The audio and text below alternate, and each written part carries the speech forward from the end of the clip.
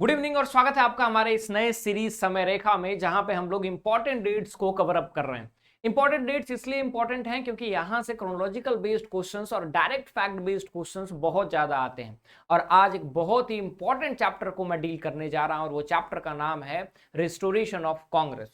Restoration of Congress basically base provide करता है आपके अगले chapter crisis in democratic order का, जहां से क्वेश्चंस और भी ज्यादा आते हैं। तो अगले 2-3 चैप्टर्स आपके लिए बहुत ही इंपॉर्टेंट होने वाले हैं। तो साथ में आपको रखना है एक पतला सा नोटबुक और रखना है एक पेन, और साथ साथ जैसे ही मैं आपको इंपॉर्टेंट डेट्स बताते जा रहा हूं, उन सभी डेट्स को आपको लिखते हुए जाना है। साथ ही साथ ये क्लास कैसा लगा कमेंट सेक्शन में जरूर आखिरी में बताना। अगर चैनल पर नए हो तो चैनल को सब्सक्राइब करो, उस लाइक बटन को प्रेस करो और शुरू करते हैं starting from the scratch that what was the crisis of Congress. ठीक है, कांग्रेस के अंदर क्या क्या क्राइसिस था तो आपको जैसा कि पता है। ठीक है, सबसे पहले स्टार्ट करते हैं क्राइसिस इन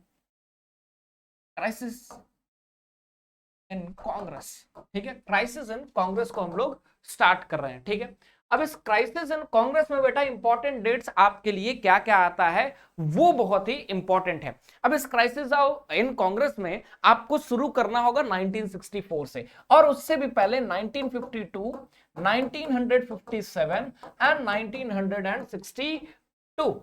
ये 3 चुनाव ऐसे रहते हैं जहां पे कांग्रेस पूरी तरह से जीतती है और इसको कांग्रेस सिस्टम कहा जाता है। कांग्रेस का वर्चस्व रहता है, 350 से ज्यादा सीट्स ला रही है, लगभग सारे राज्यों में सरकार बना रही है, और रजनी कोठारी इसको कांग्रेस सिस्टम कहते हैं। कहते हैं कि हर जगह जो है बेसिकली नेहरू जी के नाम पे वोट्स पड़ते थे। लेकिन 1960 के दशक को भी एक क्राइसिस डेकेड कहा जाता है, क्योंकि 1960 के दशक में बहुत सारी घटनाएं घटित होती हैं। और शुरुआत कहां से होता है बेटा? 1960 की जो घटनाएं हैं इसकी शुरुआत बेटा 1962 से होती है, इंडो साइनो इंडिया वॉर। ठीक है, साइनो इंडिया वॉर। अब देखना एक एक चीज को मैं कनेक्ट कराऊंगा। 1962 में भारत चाइना की लड़ाई होती है। ठीक है, और 1962 में ही भारत क्या करता है, डिफेंस प्रोडक्शन स्टार्ट करता है। 1963 में बेटा सूखा पड़ जाता है। ठीक है, क्या होता है, भारत में सूखा पड़ जाता है, अनाज की कमी आ जाती है। 1964 में मई के महीने में बेटा क्या होता है, 1964 में डेथ होता है जवाहरलाल नेहरू का। जवाहरलाल नेहरू का बेटा डेथ होता है 1964 में। अब 1964 में जवाहरलाल नेहरू का डेथ होता है, तो फिर होता है अगला प्रश्न कि भारत का अगला प्रधानमंत्री कौन होगा? लाल बहादुर शास्त्री को बनाया जाता है। 1964 से लेकर के 10 जनवरी 1966 तक लाल बहादुर शास्त्री भारत के प्रधानमंत्री रहते हैं बेटा। लेकिन इसमें मजे की बात क्या है? मजे की बात यह है कि 1965 में क्या होता है, 1965 में इंडो पाक लड़ाई शुरू हो जाती है। अभी भारत 1962 की लड़ाई से उभर ही रहा है कि पाकिस्तान के साथ एक और लड़ाई, साथ में 63 में सूखा, 64 में प्रधानमंत्री हमारे एक्सपायर कर जाते हैं, और भारत में खाने की भी कमी है और बॉर्डर पे जवान लड़ रहे हैं, और इसीलिए जय जवान जय किसान का नारा दिया जाता है। अब इस लड़ाई का समझौता होता है 10 जनवरी 1966 को, ताशकंद एग्रीमेंट होता है, और यहीं पे बेटा डेथ होता है किसका? लाल बहादुर शास्त्री का। लाल बहादुर शास्त्री पहले रेलवे मिनिस्टर भी रह चुके होते हैं, जो अब रिजाइन करते हैं अपने पोस्ट से, रिजाइन कर देते हैं नेहरू जी की कैबिनेट में, क्योंकि एक रेलवे का एक्सीडेंट होता है और उसकी जिम्मेदारी लेकर के ये रिजाइन कर देते हैं। इनके डेथ के बाद अगला प्रश्न उठता है कि अगला कौन? अब 1966 में बेटा कांग्रेस का प्रेसिडेंट कौन है? कांग्रेस का प्रेसिडेंट जो है के कामराज रहते हैं, और वहां पे कंपटीशन मोरारजी देसाई वर्सेस इंदिरा गांधी का रहता है। 2/3 मेजोरिटी में सीक्रेट बैलेट की जो है वोटिंग होती है कांग्रेस वर्किंग कमेटी की, और इंदिरा गांधी जो है जीत जाती है इलेक्शन, और 1966 से बेटा जो है इंदिरा गांधी पीएम बनती है। ठीक है, इंदिरा गांधी जो है लाल बहादुर शास्त्री के कैबिनेट में इंफॉर्मेशन मिनिस्टर रहती हैं, सूचना प्रसारण मंत्री भी रहती हैं। साथ ही साथ बेटा एक और चीज याद रखिएगा, इंदिरा गांधी जो है कांग्रेस प्रेसिडेंट रहती है 1959 में। ठीक है, इंदिरा गांधी कांग्रेस प्रेसिडेंट भी रहती हैं। अब इतनी सारी घटनाओं के बाद जो है इंदिरा गांधी के पास सबसे बड़ी जो है परेशानी रहती है वो 1967 का इलेक्शन। 1967 का इलेक्शन होता है बेटा, दो तरह से इस इलेक्शन को देखा जाता है। इस इलेक्शन को बेटा राजनीतिक पॉलिटिकल अर्थक्वेक कहा जाता है। अर्थक्वेक, ठीक है, अर्थक्वेक कहा जाता है। क्यों पॉलिटिकल अर्थक्वेक कहा जाता है? जो विपक्ष है बेटा, ऑपोजिशन है, वो क्या करता है, वो गैर कांग्रेसवाद, नॉन कांग्रेसिज्म का नारा देता है, गैर कांग्रेसवाद का नारा देता है। और ये जो गैर कांग्रेसवाद का भी बेटा नारा देता है, इस नारे को कौन देते हैं? राम मनोहर लोहिया इस नारे को देते हैं कि कांग्रेस को इस बार सत्ता में नहीं आना है, भारत की स्थिति बेकार हो चुकी है एंड ऑल ऑफ दिस। उनको लगता है कि कांग्रेस अब वीक हो चुकी है। और कांग्रेस क्या करती है? कांग्रेस कहती है कि आप हमें वोट दीजिए, आप हमें जिताइए, हम चीजों को फिर से ठीक कर देंगे। लेकिन 1967 का इलेक्शन बेटा कांग्रेस के लिए बहुत बुरा रहता है। कांग्रेस जो है केंद्र में सरकार तो बनाती है, लेकिन कांग्रेस का सबसे कम सीट पे अभी तक सरकार बनाती है। 3 इलेक्शंस में लगातार धुआंधार जीत के बाद यहां पे सबसे कम सीट पे सरकार बनाती है। पहली बार कांग्रेस जो है बेटा 1967 में 9 राज्यों में सरकार नहीं बना पाती। ये भी क्वेश्चन आता है, जिसमें 7 में तो उसको मेजॉरिटी नहीं मिलती और 2 राज्यों में डिफेक्शन के कारण, दल बदल के कारण सरकार नहीं बन पाता है। इसी 1967 के इलेक्शन में बेटा, ठीक है, बड़े बड़े दिग्गज जो है वो अपनी सीट से हार जाते हैं। के कामराज तमिलनाडु से, ठीक है, अतुल्य घोष वेस्ट बंगाल से, केबी सहाय बिहार से, ऐसे ऐसे दिग्गज जो है सिटिंग कैबिनेट के मिनिस्टर्स हार जाते हैं।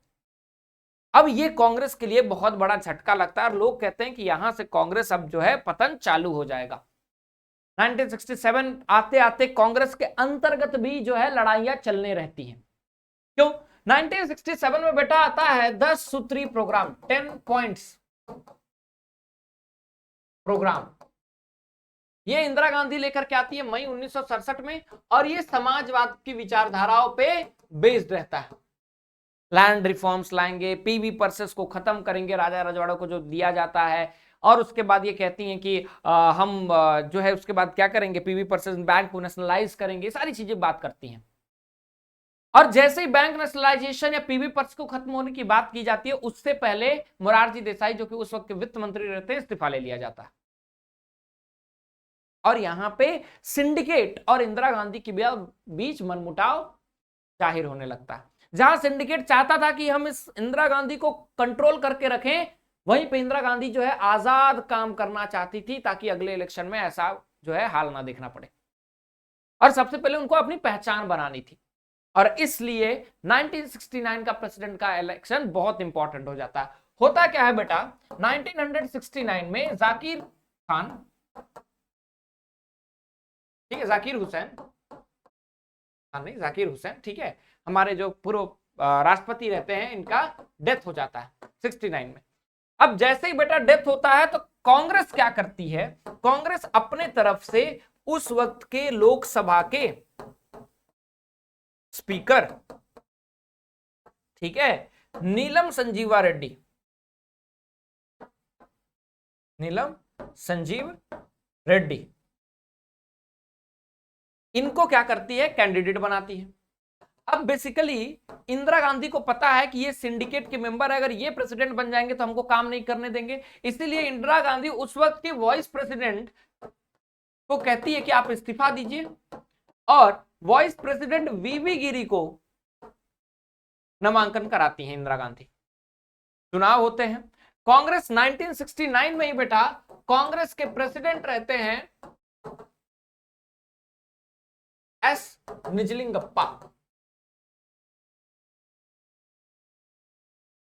और ये व्हिप जारी करते हैं कि जो पार्टी लाइन है उस पर सब लोग वोट करेंगे, सब लोग किसको वोट देंगे? नीलम संजीवा रेड्डी को। इंदिरा गांधी कहती है मन की बात पे वोट कीजिए, मन जो कर रहा है, आत्मा जो कह रही है उस पर वोट कीजिए। और वीवी गिरी जीत जाते हैं। जैसे ही वीवी गिरी जीतते हैं बेटा, वैसे ही 1969 में Indira Gandhi was removed from party से इनको निकाल दिया जाता है और कांग्रेस दो भागों में बंट जाता है। एक कांग्रेस ओल्ड और एक कांग्रेस न्यू। इंदिरा गांधी वाला कांग्रेस रिक्विजिशनिस्ट आर कहलाता है और ये ओल्ड कांग्रेस। मोरारजी देसाई, के कामराज, नीलम संजीवा रेड्डी, एस निजलिंगप्पा, ये लोग इसमें रहते हैं, बड़े बड़े दिग्गज। और यहां पे कांग्रेस आर में बेसिकली इंदिरा गांधी और जो इनके समर्थक रहते हैं वो रहते हैं। अब केंद्र में सरकार चलाना है तो इंदिरा गांधी क्या करती हैं? Congress R plus Congress R बेटा डीएमके के साथ मिलकर के प्लस आपका कम्युनिस्ट पार्टी के साथ मिलकर के सरकार बनाती है केंद्र में। अब डीएमके बेटा 1967 में ही पहली पार्टी बनती है, क्षेत्रीय रीजनल पार्टी, जो अपने दम पे मेजॉरिटी पे गवर्नमेंट फॉर्म करती है। और कहां गवर्नमेंट बनाती है बेटा? तमिलनाडु में। लिखते जाइएगा साथ साथ, तमिलनाडु में बनाती है। किसी तरह खींचतान के सरकार कोशिश करती है कि हम क्या करेंगे, सरकार चलाएंगे, लेकिन 1969 में गोलकनाथ केस आ जाता है। गोलकनाथ केस आ जाता है। इस गोलकनाथ केस का वर्डिक्ट आता है। गोलकनाथ केस में बेसिकली मामला रहता है कि क्या सरकार मौलिक अधिकार को छीन करके आपके लिए डीपीएसपी राज्य की नीति के निर्देशक तत्वों को लागू कर सकती है? क्या सरकार मौलिक अधिकारों में बदलाव कर सकती है? ये सारी चीजें इसमें थी। गोलकनाथ जो है जीत जाते हैं और सुप्रीम कोर्ट कहता है कि नहीं, सरकार के पास ये सब कहां कर सकते हैं, सरकार कुछ नहीं कर सकती, सरकार न मौलिक अधिकार छीन सकती है, सरकार न मौलिक अधिकार के नाम पे डीपीएसपी को जो है रूल कर सकती है। ये चीजें सरकार नहीं कर सकती। पार्लियामेंट संविधान नहीं बदल सकती है, अमेंडमेंट कर सकती है बेटा। ये क्या आता है? एक बहुत बड़ा 1969 में ट्विस्ट आता है। अब पीवी पर्सेस लेकर के आती हैं, बैंक नेशनलाइजेशन लेकर के आती हैं, सुप्रीम कोर्ट स्ट्रक डाउन कर देता है, नहीं आप कर सकते। और तंग आकर के दिसंबर में 1970 दिसंबर में बेटा क्या होता है? लोकसभा डिसॉल्व हो जाता है। डिसॉल्व होने की प्रक्रिया क्या है? प्रेसिडेंट के पास जाती हैं प्राइम मिनिस्टर और कहती हैं कि इस लोकसभा को भंग कीजिए। प्रेसिडेंट उसको भंग करते हैं और फिर क्या होता है? नया इलेक्शन होता है। 1971 में इलेक्शन होता है, 1971 में बेटा इलेक्शन होता है। इस 1971 के इलेक्शन में इंदिरा गांधी के लिए करो या मरो की स्थिति रहती है। जो ऑपोजिशन है बेटा वो क्या करता है? ग्रैंड अलायंस बनाता है, महागठबंधन। और कांग्रेस प्लस कम्युनिस्ट पार्टी एक साथ आकर के चुनाव लड़ती है। कांग्रेस यहां इंदिरा गांधी वाली की मैं बात कर रहा हूं। ग्रैंड अलायंस मात्र 40 सीट पे टिक जाती है और जो कांग्रेस ओ थी वो तो 14 सीट पे ही रख जाती है और अकेले 354 तो कांग्रेस लेकर के आती है प्लस कम्युनिस्ट पार्टी की सीट। तो इतनी ज्यादा सीट्स के साथ कांग्रेस में धुआंधार जो है इंदिरा गांधी की सरकार बनती है। इंदिरा गांधी की सरकार बनते ही धड़ाधड़ संविधान संशोधन चालू हो जाते हैं और बहुत भयंकर तरीके से कांग्रेस से सरकार बनती है। और इसी बीच बेटा होता क्या है? 1971 में इंडो पाक वॉर हो जाता है। इंडिया इस वॉर को जीतता है, बांग्लादेश बनता है और इंदिरा गांधी की पॉपुलैरिटी और बढ़ जाती है। 1972 में बेटा सिक्किम भारत का हिस्सा बन जाता है और भी पॉपुलैरिटी इनकी बढ़ गई। याद रखिएगा यहां पे एक और इंपॉर्टेंट डेट्स में 1967 के चुनाव को लेकर के बेटा, 67 के चुनाव को लेकर के कि 9 स्टेट में जो राज्य नहीं बन पाते उसमें कहीं कहीं अलग अलग विचारधाराओं के जो लोग हैं वो साथ में आकर सरकार बनाते हैं। ठीक है, संयुक्त विधायक दल जो बनाया जाता है गठबंधन की वो रहती है, उसको संयुक्त विधायक दल कहते हैं। आया राम गया राम की चीजों को भी याद रखिएगा। तो 1967 से ये सारी चीजें हैं और कमेंट सेक्शन में मुझे कुछ चीजें बताओ मिड डे मील किसने शुरू किया था, ठीक है, और कामराज प्लान क्या है, कामराज प्लान क्या है, कमेंट सेक्शन में मिलना चाहिए। क्लास कैसा लगा वो भी कमेंट सेक्शन में बताइए। बाकी मिलते हैं अगले चैप्टर से, यहीं से 1970 से आगे बढ़ेंगे और देखेंगे चीजें कैसे घटित होती। We'll meet in next class. Till then, thank you so much. Hope you liked the video and was useful to you. Jai Hind.